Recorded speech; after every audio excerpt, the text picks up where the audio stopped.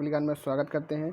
आज day number 3 है और डे नंबर 3 में थोड़ा हमने चेंज किया है चीज़ों को, क्योंकि थोड़ा पढ़ लेते हैं चीज़ों को, थोड़ा अवेयर हो लेते हैं, उसके बाद हम लोग मिक्स प्रैक्टिस करते हैं। तो ये क्वेश्चन तो आपके मिक्स प्रैक्टिस के जैसा ही रहेगा, पर इसके अंदर हमने क्या किया है, अभी आप क्लास स्टार्ट होगा देखिएगा।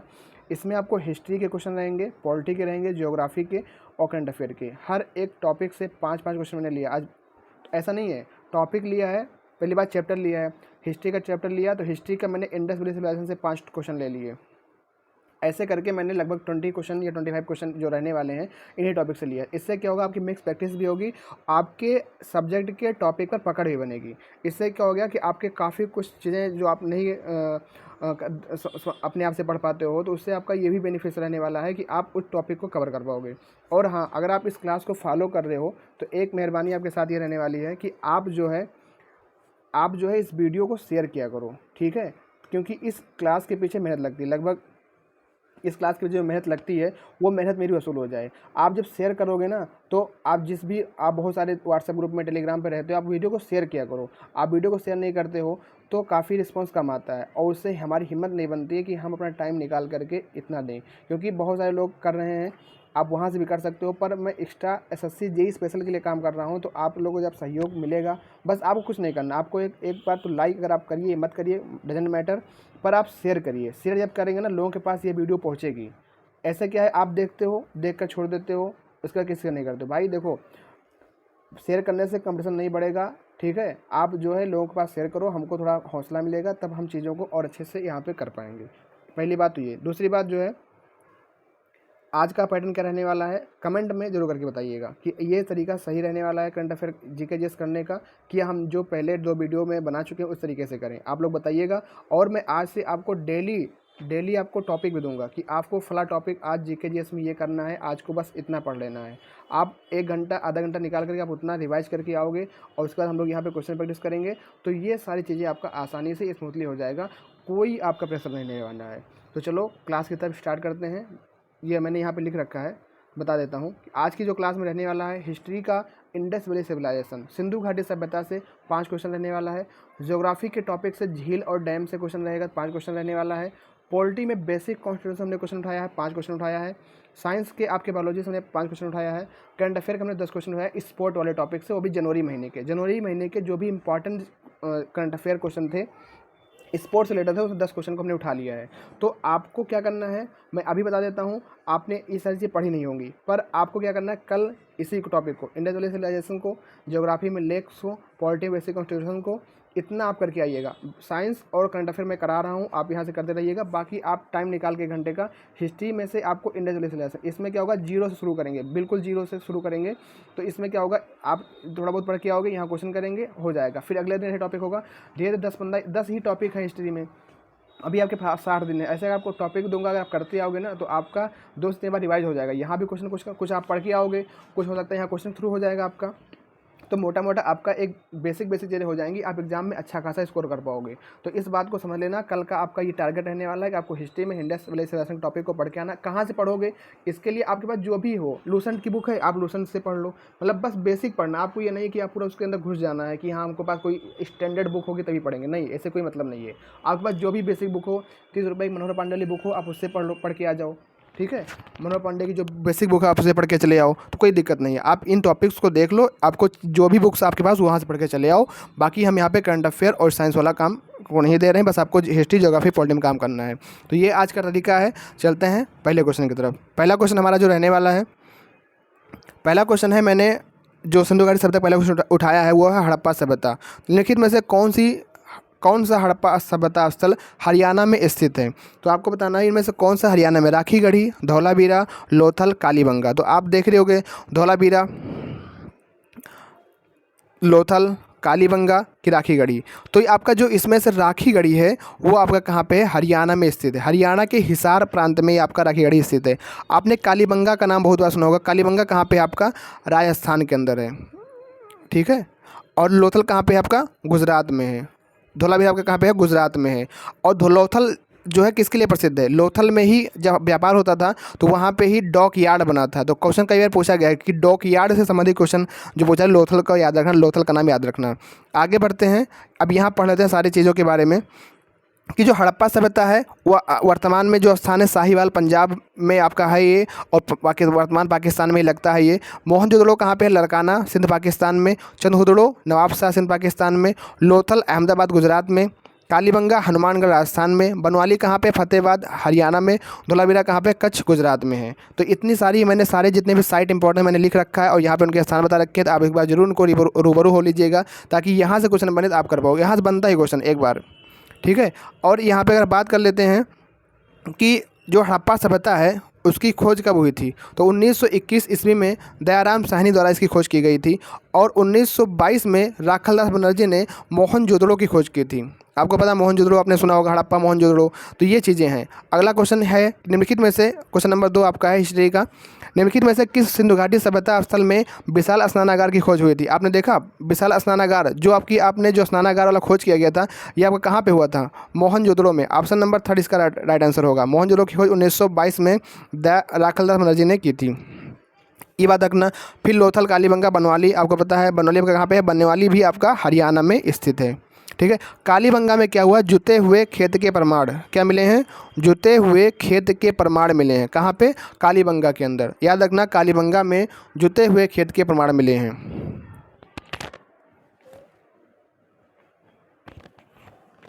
ठीक है। तो क्वेश्चन नंबर 2 हो जाता है। आगे बढ़ते हैं, यहाँ पे सारी बातें पढ़ लेते हैं एक बार। मोहनजोदड़ो से महान स्नानागार की खुदाई की गई। राखीगढ़ी भारतीय उपमहाद्वीप का सबसे बड़ा हड़प्पा स्थल है। कहाँ पे? राखीगढ़ी हरियाणा में।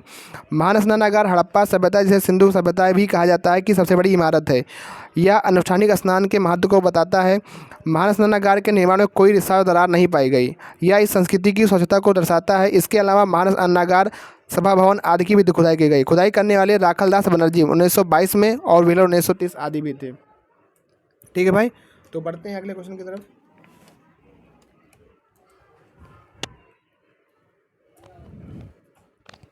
अगला क्वेश्चन जो हमारा रहने वाला है वो देखते हैं। क्वेश्चन नंबर ये आपका जो रहने वाला 3, कई विद्वानों का तर्क है कि टाइग्रिस यूफ्रेटस, ये क्या था कि 2 नदियाँ थीं, उनके बीच दो नदियों की, आपके पास पता है कि जहाँ पे 2 नदियाँ बहती हैं उनके बीच घाटी बन जाती है, वहाँ पे घाटियाँ रहती हैं।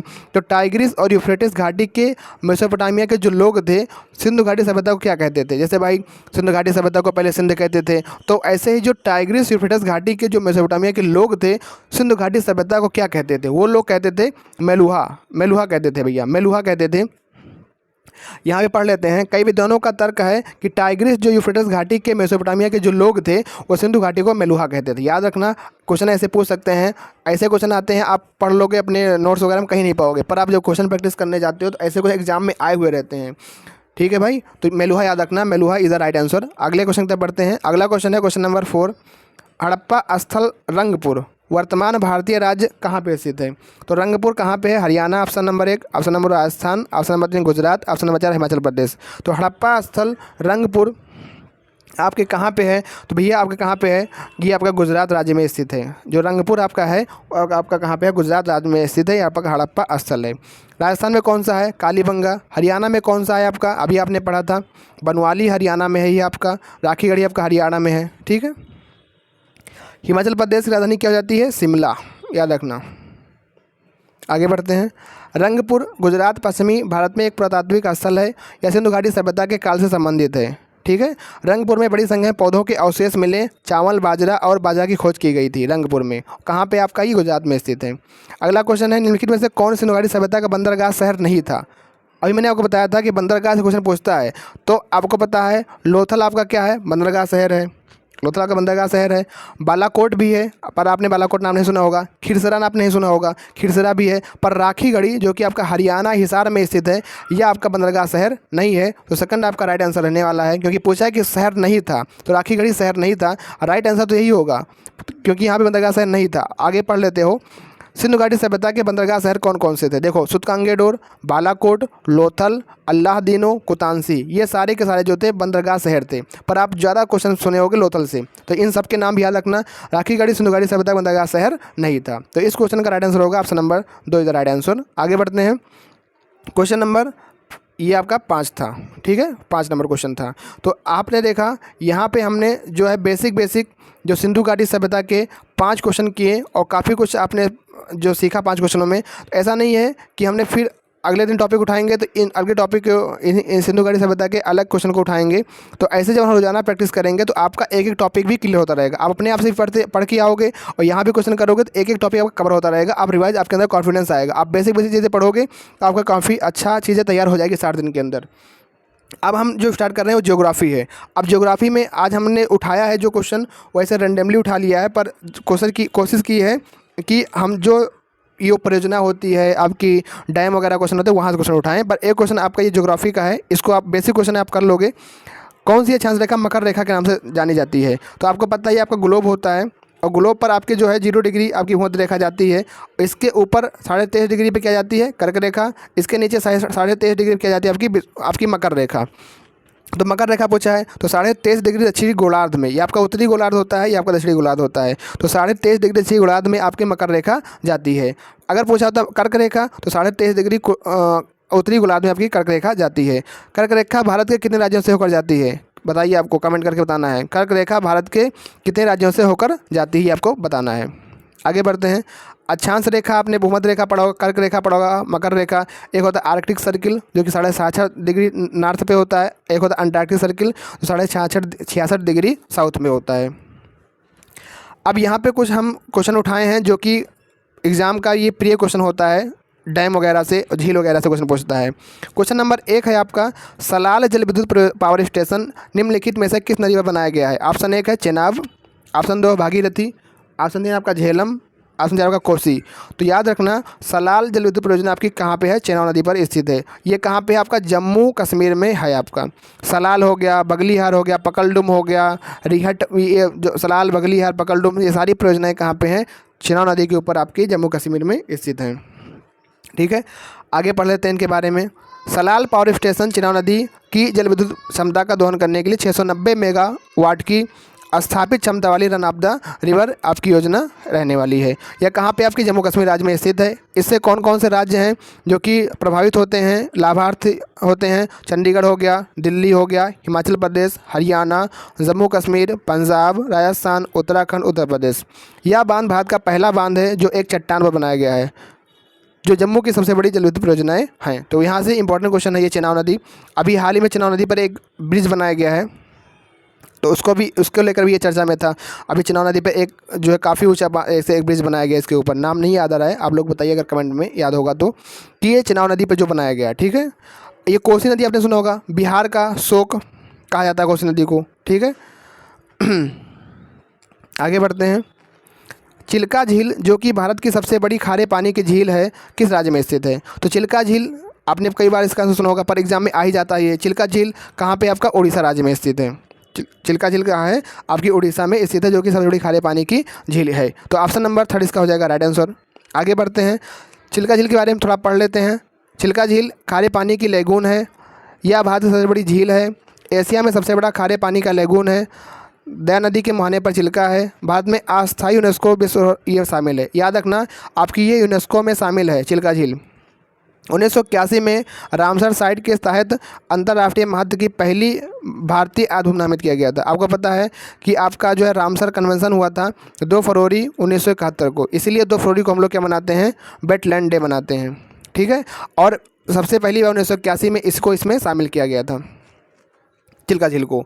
ये इसलिए बहुत ही महत्वपूर्ण हो जाता है आपका ये चिल्का झील, उड़ीसा में है आपका ये। ठीक है, तो उम्मीद करता हूँ समझ में आया होगा। आगे बढ़ते हैं। अब यहाँ पे जितनी कुछ इंपॉर्टेंट झीलें थी उनका मैंने यहाँ पे लिख लिया है, आपको मैं दिखा देता हूँ, आप लोग पढ़ लीजिए, एक बार रीडिंग कर लीजिए इनका। एक है वेम्बनाड झील, कहाँ पे है? केरला में। चिल्का झील उड़ीसा में। शिवाजी सागर झील, अब शिवाजी छत्रपति साहू शिवाजी टर्मिनल कहाँ पे है? मुंबई में, महाराष्ट्र में होगा ये।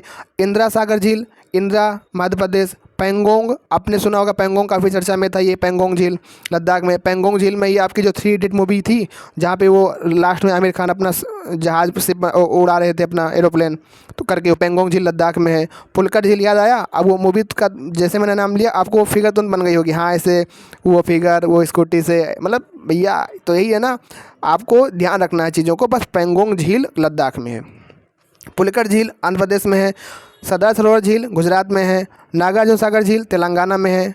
ठीक है, लोकटक झील मणिपुर में है, बुलर झील कहाँ पे, जम्मू कश्मीर में है। तो ये इंपॉर्टेंट है, आप स्क्रीनशॉट लेकर के एक बार 2 बार पढ़ लेना, आपको यही याद हो जाएगा। ठीक है, क्लास के माध्यम से हम रिवाइज कराते रहेंगे, पर आप लोग इसका भी अपने जिम्मेदारी से इसका स्क्रीनशॉट ले लीजिएगा। आगे बढ़ते हैं, अगला क्वेश्चन है भोजताल, जिसे पहले ऊपरी झील के नाम से जाना जाता था, किस राज्य में स्थित है भोजताल? बताना है आपको भोजताल कहाँ पे है, उड़ीसा, मध्य प्रदेश, राजस्थान, उत्तर प्रदेश। तो भोजताल आपका जो है मध्य प्रदेश में है। ऑप्शन नंबर 2 आपका क्या होगा, राइट आंसर होगा। तो भोजताल आपका है कहाँ पे है, आपका मध्य प्रदेश में आपका ये स्थित है। अब यहाँ पढ़ लीजिए, उड़ीसा में चिल्का झील है, पाटा झील है, कंजिया बांध है, बिंदु सरोवर है। राजस्थान में पिछोला झील, जयसमंद, मानसागर, सांभर, पुष्कर, फतेह सागर राजस्थान में। रामगढ़ ताल, चिलुआ ताल, मोती झील, कीमठ झील, गोविंद वल्लभ पंत झील कहाँ पे, आपके उत्तर प्रदेश में है। ठीक है, अगला क्वेश्चन है आपका, लोनार झील एक आधिकारिक रामसर स्थल निम्नलिखित में से किस राज्य में स्थित है? तो रामसर कन्वेंशन में ये भी शामिल रामसर साइट में शामिल किए गए लोनार झील को। तो कहाँ पे आपकी लोनार झील है? तो ये आपकी महाराष्ट्र में है। अच्छा, कभी कभी ये पूछा जाता है गुलाबी झील, तो इसी को ही गुलाबी झील कहा जाता है। अभी मैं आपको फिगर दिखाऊंगा, इसका गुलाबी हो गया था, मतलब जो इसका पानी है मतलब पूरा गुलाबी गुलाबी है, तो इसलिए इसको गुलाबी झील के नाम से भी जाना जाता है। अब इसके पीछे क्या रीज़न है आपको मैं दिखा देता हूँ, ये देखिए, इमेज पूरी नहीं आई है, वो मतलब जो है मतलब उसका वो था फिगर, वो गुलाबी झील था पूरा। ठीक है, झील नहीं आया, ये पूरा क्लाउड का आ गया फिगर। चलिए कोई बात नहीं, लोनार झील के बारे में पढ़ लेते हैं कि लोनार झील कहाँ पे है। महाराष्ट्र के बुलढाणा जिले में स्थित एक खारे पानी की झील, इतना याद रखना। लोनार झील कहाँ पे, महाराष्ट्र में है। यह भारत का एक राष्ट्रीय भूवैज्ञानिक विरासत स्मारक है। यह उल्का पिंड के प्रभाव के बाद गड्ढा बनने के बाद बनी थी। इसे वर्ष 2020 में आर्द्र भूमि अंतर्राष्ट्रीय द्वारा रामसर में शामिल किया गया। हेलो आर्किया रोगाणुओं की उपस्थिति के कारण झील का रंग कैसा है, गुलाबी है। देखो ये गुलाबी है। यह पृथ्वी के विकास में सांस्कृतिक रूप से महत्वपूर्ण अंतर्दृष्टि प्रदान करने के कारण एक अधिसूचित राष्ट्रीय भू विरासत स्मारक है। तो इस क्वेश्चन का याद रखना, कहाँ पे है, महाराष्ट्र में स्थित है आपका लोनार झील। एक लास्ट क्वेश्चन है ज्योग्राफी का, उसके बाद शायद शुरू होगा आपका पॉलिटी। तो लास्ट क्वेश्चन पढ़ लीजिएगा जो कि डैम से है। निम्नलिखित में से कौन सा बांध उस राज्य के साथ सुमेलित है जिसमें यह स्थित है? तो आपको पता है टिहरी बांध कहाँ पे है, उत्तर प्रदेश में, तो गलत हो जाएगा। टिहरी बांध कहाँ पे आपका, उत्तराखंड में है। टिहरी बांध उत्तराखंड में है ना, हाँ टिहरी बांध उत्तराखंड में है। और भी किस नदी पर है, तो भागीरथी नदी पर, भागीरथी नदी पर है। हीराकुंड बांध कहाँ पे है, उड़ीसा में है। और कहाँ पे, किस नदी पर, महानदी पर। तो ये आपका राइट आंसर होगा। पर आगे देख लेते हैं, भाखड़ा नांगल बांध कहाँ पे है? तो भाखड़ा नांगल बांध ये तमिलनाडु में नहीं है, भाखड़ा नांगल बांध सतलुज नदी पर है। और सतलुज नदी पे कहाँ पे, हिमाचल प्रदेश के अंदर। फिर अगला नागा अर्जुन सागर बांध कहाँ पे, राजस्थान में। तो ये भी भैया बिल्कुल गलत है। नागा अर्जुन सागर बांध जो है आपका कहाँ पे है, कृष्णा नदी पर। कहाँ पे, कृष्णा नदी पर। और कृष्णा नदी कहाँ पे है, तेलंगाना और आपका एपी वाले, आंध्र प्रदेश वाले रीजन में। तो मैंने चारों को बता दिया ना। टिहरी बांध कहाँ पे है, आपके उत्तराखंड में है, भागीरथी नदी पर है। हीराकुंड बांध उड़ीसा महानदी पर स्थित है। भाखड़ा नांगल बांध कहाँ पे है, सतलुज नदी हिमाचल प्रदेश में स्थित है। नागार्जुन सागर बांध कहाँ पे है आपकी, ये आपके तेलंगाना एपी के उसमें कृष्णा नदी पर है। देखो नागा अर्जुन वाला मैं कैसे याद किया हूँ, नागा अर्जुन, अर्जुन और कृष्ण अर्जुन की जोड़ी थी ना नागा अर्जुन में। ठीक है, ठीक है, ये इस तरीके से मैंने याद किया था। भाखड़ा नांगल बांध सतलुज नदी पर है, इसको मैंने बता दिया। अगर कभी आए ना नागा अर्जुन, कन्फ्यूज मत होना, नागा अर्जुन, अर्जुन कृष्णा, कृष्णा अर्जुन, बस याद कर लेना ऐसे। टिहरी बांध कहाँ पे है, भागीरथी नदी पर, उत्तराखंड में स्थित है। भाखड़ा नांगल बांध कहाँ पे है, सतलुज नदी पे है, हिमाचल प्रदेश के अंदर स्थित है। नागार्जुन कृष्णा नदी पर, तेलंगाना और आंध्र प्रदेश वाले रीजन में ही है। अब देखो यहाँ पे आप क्या देखा, अभी तक आपने 5 क्वेश्चन हिस्ट्री का पढ़ लिया। हिस्ट्री में आपने पढ़ा इंडस वैली सिविलाइजेशन, 5 क्वेश्चन आपने पढ़ा ज्योग्राफी का, जहाँ आपने झील का टॉपिक रिवाइज किया। झील का टॉपिक अगर आप यही चीज़ पढ़ के आए होते ना तो काफ़ी और अच्छा समझ में आता, क्योंकि आप कुछ चीज़ें अपने आप से पढ़ के आए होते, कुछ चीज़ें यहाँ सीखने को मिलता। तो दोनों का जब होगा ना तो काफ़ी मज़ा आएगा। इसी तरीके से हम लोग करेंगे। बाकी आप लोग कमेंट करके बताइए कैसा ये सही रहेगा कि नहीं। ठीक है, बाकी हम लोग जो है सैटरडे संडे को मिक्स प्रैक्टिस भी कर लेंगे। मिक्स प्रैक्टिस तो यही है, पर जो PIQ क्वेश्चन उनको भी हम लोग कर लिया करेंगे। ठीक है, उससे क्या होगा, जो नया ट्रेंड में क्वेश्चन है वो दिमाग में रहेगा और बाकी इससे हमारी प्रैक्टिस होती रहेगी। अब हम करेंगे पॉलिटी के क्वेश्चन को। पॉलिटी हमने बेसिक क्वेश्चन को उठाया पॉलिटी से, तो बेसिक ज़्यादा टफ क्वेश्चन नहीं उठाया, बेसिक क्वेश्चन को उठाया है। भारत के संविधान के निम्नलिखित में से किस संशोधन ने गोवा को राज्य का दर्जा दिया? भारत के संविधान के निम्नलिखित में से किस संशोधन ने गोवा को राज्य का दर्जा दिया? तो आपको बता दूं कि 56वां संविधान संशोधन हुआ था। तो 56 संविधान जो कॉन्स्टिट्यूशनल अमेंडमेंट हुआ था उसी के तहत गोवा को राज्य का दर्जा दिया गया। ऑप्शन नंबर 2 आपका राइट आंसर रहने वाला है। भारतीय संविधान के 56वें संविधान संशोधन अधिनियम 1987 ने गोवा को राज्य का दर्जा दिया और साथ ही दमन और दीव को एक नया यूटी बना दिया। इस प्रकार गोवा भारतीय गणराज्य का 25वां राज्य बन गया। अगली बात याद रखिएगा, तो यहाँ पे याद रखिएगा 56 अमेंडमेंट के तहत हुआ था। और भैया 52 नंबर का अगर बताना, ये आपका जो अनुसूची नंबर 10 है, आपको पता है, मैंने बताया था कल, आपको बताया भी था कि अनुसूची नंबर आपकी 10 है। उसमें आपका दल बदल कानून आता है, दल बदल कानून, उसमें संशोधन हुआ था। ठीक है, इस तरीके से याद रखना। अनुसूची एक बार जरूर रिवाइज कर लेगा। अनुसूची जो 12 अनुसूची है ना, पता नहीं कि पहली अनुसूची में क्या, दूसरी में क्या, तीसरी में क्या है, क्योंकि अनुसूची से क्वेश्चन जरूर आता है। भारतीय संविधान के अनुच्छेद 10 में कहा गया है कि सामाजिक और शैक्षिक रूप से पिछड़े वर्ग के लिए, तो आर्टिकल इसमें कौन सा है जो कि बताना है कि राष्ट्रीय पिछड़ा वर्ग आयोग के लिए है। तो कुछ ऐसे हैं, जैसे अभी NHPC जे में आया था क्वेश्चन 103 नंबर का, जो कि EWS से संबंधित है। तो ऐसे जो आरक्षण वाले हैं वो कभी कभी एग्जाम में आ जाते हैं, तो मैंने उन क्वेश्चन को उठा लिया है। यहाँ पे राष्ट्रीय पिछड़ा वर्ग आयोग जो कि 338B1 में आता है। 103 नंबर कहाँ पर आता है, आपका EWS से संबंधित है। EWS आपका 103 नंबर में आता है। ये क्वेश्चन NHPC जे में आया था, तो इसको याद रखना कि राष्ट्रीय पिछड़ा वर्ग आयोग के लिए जो आर्टिकल है 338B में आता है।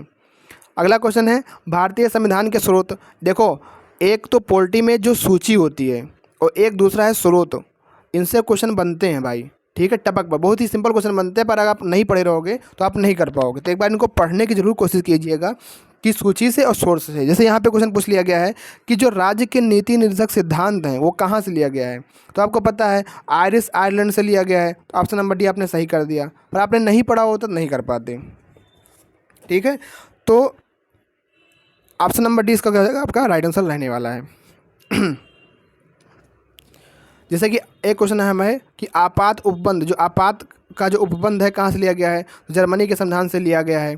आपका जो क्या कहते हैं, ब्रिटिश के संविधान से जो आपको लिया गया है, 2 सदनीय व्यवस्थापिका जो आपकी है। तो इसी तरीके से जितनी सारी चीज़ें हैं, जो आपका फंडामेंटल, जैसे मतलब जो आपका बन रहा था आपका कॉन्स्टिट्यूशन, तो उसी से जो अन्य देश से उनसे कुछ सोर्स से, जैसे कि मान लो जर्मनी से क्या लिया गया, कनाडा से क्या लिया गया, तो ऐसे चीज़ें ली गई हैं। तो आपको उनका सोर्स ज़रूर एक बार पढ़ लेना है, रिवाइज कर लेना है, क्योंकि यहाँ से क्वेश्चन बन जाते हैं। क्वेश्चन नंबर है मौलिक अधिकार से, फंडामेंटल राइट से आपका संबंधित क्वेश्चन है। तो आपको बता दो कि मौलिक अधिकार आपके संविधान के भाग 3 में अंतर है।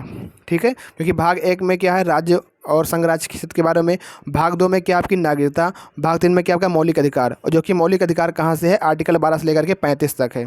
ठीक है, और इसी में जो है आपका जो समता का अधिकार, स्वतंत्रता का अधिकार, शोषण के विरुद्ध अधिकार, जो 6 मौलिक अधिकार इनको इस तरीके से बांटा गया है। तो क्वेश्चन यहाँ पे क्या पूछा गया है कि भारत के संविधान के कौन सा अनुच्छेद है समानता के अधिकार। तो आर्टिकल जो 14 से 18 तक है, ये आपका समानता के अधिकार को बताता है।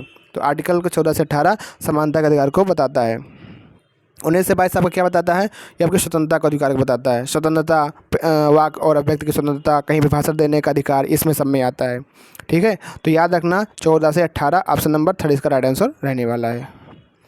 निम्नलिखित में से किस वर्ष में एक अधिनियम भारत के राज्यों के पुनर्गठन और उससे जुड़े मामलों के लिए अधिनियमित किया गया। तो आपको पता है कि जब स्टार्टिंग में हमारा देश आज़ाद हुआ था, तो आज़ादी के समय जब संविधान बना तो सब राज्य आपस में इधर उधर बिखरे पड़े थे, उनको सबको मिलाया गया। जैसे कि हैदराबाद रियासत को मिलाया गया। ठीक है, तो ऐसे करके आंध्र प्रदेश जो है, आपको पता है इतिहास में या पॉलिटी के इतिहास में एक है कि भाषाई आधार पर राज्यों का गठन हुआ गया था। आंध्र प्रदेश जो था वो मांग रहा था कि भाषा के आधार पर हमारे राज्यों को बनाया जाए। तो सबसे पहले आपको पता भी होगा भाषाई आधार पर आंध्र प्रदेश बना भी था।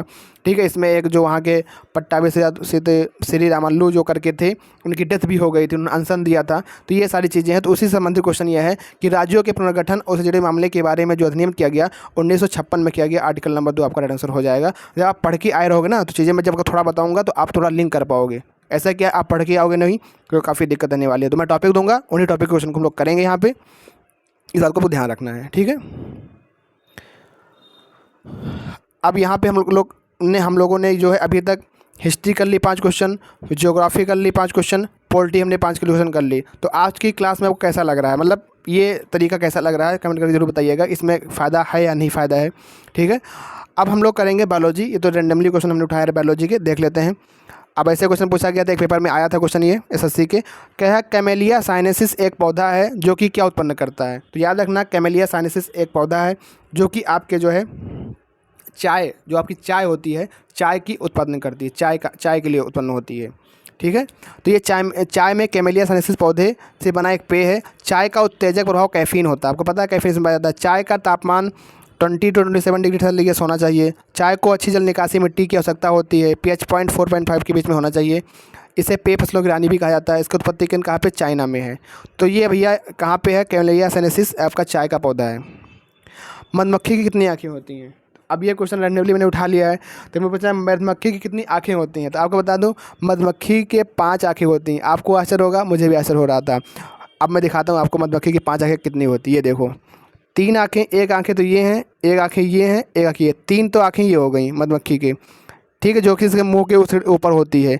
और इसके 2 आँखें ये, 2 बड़ी बड़ी आँखें, तो मतलब इसके 5 आँखें बताई जा रही हैं। कितनी आँखें, 5 आँखें। अब आप पढ़ लीजिए, मधुमक्खी की 5 आँखें होती हैं। अब सुनिए, अविश्वसनीय जैसा लग रहा है, बिल्कुल लग रहा है। मधुमक्खी की 5 आँखें होती हैं, 2 बड़ी मिश्रित आँखें होती हैं और 3 छोटी औसेली आँखें होती हैं। मधुमक्खियों को न केवल फूलों में रंग और यूवी चिन्हों को लेने के लिए, साथ ही साथ आकार लेने के लिए भी आँखों की आवश्यकता होती है। इस प्रकार आँखों के 2 सेट एक साथ विभिन्न कार्यों को करने के लिए अनुकूलित होते हैं। सिर के किनारे पर 2 बड़ी आँखें यौगिक आँखें के रूप में जानी जाती हैं। उनका उपयोग तत्काल वातावरण में आकार और रंग लेने के लिए किया जाता है। जबकि सिर के शीर्ष पर 2-3 छोटी आंखें होती हैं, पथ प्रदर्शन में काम आती हैं। तो भैया इनकी आंखें बहुत ही मतलब यूज़फुल और बहुत ही और काम में यूज आती है। ऐसे देखने के काम में नहीं आती, ये पथ प्रदर्शन के रूप में भी काम आती हैं भैया। तो ये बात रखना, 5 आँखें इनकी आँखों के में होती हैं। घरेलू वैज्ञानिक नाम कैनिस फैमिलिस किसका है, तो कुत्ते का नाम है, ठीक है। ये कुत्ते का क्या है, कुत्ते का घरेलू वैज्ञानिक नाम है क्या है, कैनिस फैमिलिस, सही है ना, बिल्कुल। आगे बढ़ते हैं। अब बागवानी की शाखा, आपने बहुत सारी वो चीज़ें पढ़ी होंगी। अब देखो मैंने इसको इंग्लिश में कर लिया क्योंकि ये चीज़ें थोड़ा इंग्लिश में ही समझ में आती हैं, बहुत ही आसान लैंग्वेज में लिखी रहती है। आप इसको पढ़ लीजिए। Branches of horticulture which deal with production of storage processing and marketing vegetable, तो इसको हम लोग क्या कहते हैं, ओलेरी कल्चर कहते हैं। क्या कहते हैं भैया, ओलेरी कल्चर। इसके अंदर हम लोग क्या करते हैं, हार्टिकल्चर जो पेड़ पौधों या जो सब्जियों के उत्पादन से भंडारण से बागवानी की शाखा होती है, जो सब्जियों के भंडारण उत्पादन प्रसंस्करण विपणन से संबंधित होती है, उन्हें हम लोग शाक कृषि या हॉर्टिकल्चर कल्चर कहते हैं। यहाँ पे एक आपका है एपीकल्चर। एपीकल्चर अभी आपने जो मधुमक्खी देखी थी, मधुमक्खी पालन का जो अध्ययन होता है आपका एपीकल्चर कहलाता है। पोमोलॉजी क्या है, स्टडी ऑफ फ्रूट होता है। एग्रोनॉमी क्या है, स्टडी ऑफ ग्रास होता है। आप देख लो आगे, ये देख लो। पोमोलॉजी क्या है, स्टडी ऑफ फ्रूट है। एपीकल्चर हनी मतलब मधुमक्खी वाला। एग्रोनॉमी क्या है, study of grass, study of crops, जो आपकी फसलें होती हैं, स्टडी ऑफ क्रॉप्स होती हैं। Agriculture science deal with agri of crops के बारे में आपको बताती हैं। इस बात को आपको ध्यान रखना है। आगे बढ़ते हैं। अब यहाँ पे हम लोग जो है अब चलेंगे अपने करंट अफेयर टॉपिक की तरफ। करंट अफेयर के हमने लगभग जो क्वेश्चन उठाए हैं जनवरी 2023 के स्पोर्ट के टॉपिक को उठाया है। पहला क्वेश्चन की तरफ बढ़ते हैं। पहला क्वेश्चन है ऑस्ट्रेलिया ओपन से क्वेश्चन, क्योंकि जनवरी में आपका ये आ जाता है रिजल्ट इसका। जनवरी में आपका पहला जो होता है ग्रैंड स्लैम में पहला आपका ऑस्ट्रेलिया ओपन आपका हो जाता है। तो है ऑस्ट्रेलिया ओपन 2023 पुरुष के एकल मैच में फाइनल में किसको हराया। अच्छा, ये क्वेश्चन पूछा गया है कि ऑस्ट्रेलिया ओपन 2023 के पुरुष एकल मैच के फाइनल में स्टेफानोस सितसिपास को किसने हराया। तो बस ये याद रखना कि जो ऑस्ट्रेलिया ओपन हुआ था 2023 का, मैंने आपको कल भी बताया था, परसों भी बताया था, नोवाक जोकोविच ने ये अपना जीता है ऑस्ट्रेलिया ओपन। इनका ये 22वां ग्रैंड स्लैम था, ठीक है। इन्होंने राफेल नाडाल की बराबरी कर ली है। आपको मैंने बताया रोजर फेडरर अब संन्यास ले चुके हैं। कार्लोस अल्कराज क्या है, कार्लोस अल्कराज इस बार का जो 2023 का आपका विंबलडन ओपन हुआ है उसके विजेता हैं। जबकि जो नोवाक जोकोविच हैं ये आपके ऑस्ट्रेलिया ओपन के भी विजेता हैं और प्लस फ्रेंच ओपन के भी विजेता हैं। और बता दूं ऑस्ट्रेलिया ओपन की जो महिला वाली जीती हैं आर्यन सबलेंका जीती हैं, ठीक है। और आपको जो बता दूं जो फ्रेंच ओपन की महिला जीती हैं वो इगा स्विएटेक जीती हैं। इतनी बातें आपको याद रखनी है। अगला क्वेश्चन है जनवरी 2023 में ICC men's test cricketer of the year 2022 किसे नामित किया गया। तो बेन स्टोक, आप सभी को पता हो जो क्रिकेट के प्रेमी हैं, बेन स्टोक किस देश के हैं। बाकी आपको याद रखना है कि men's test cricketer of the year 2022 किसे दिया गया, बेन स्टोक को। अगला क्वेश्चन है आपका 22 जनवरी 2023 को नई दिल्ली के केडी जाधव इंडोर स्टेडियम में आयोजित इंडिया ओपन बैडमिंटन चैंपियनशिप किसने जीता है। तो एन सियांग ने जीता है। एन सियांग ने, ये इंपॉर्टेंट क्यों है, ये तो है कोरिया की रहने वाली। इंपॉर्टेंट क्यों है, क्योंकि ये नई दिल्ली में आयोजित हुआ है केडी जाधव स्टेडियम में। इंडिया ओपन बैडमिंटन चैंपियनशिप था, तो एन सियांग इसका राइट आंसर होगा। ये है आपकी एन सियांग, कोरिया की हैं, पर ये इंपॉर्टेंट इसलिए हो जाती हैं क्योंकि ये अपना गेम जो हुआ था दिल्ली के अंदर हुआ था।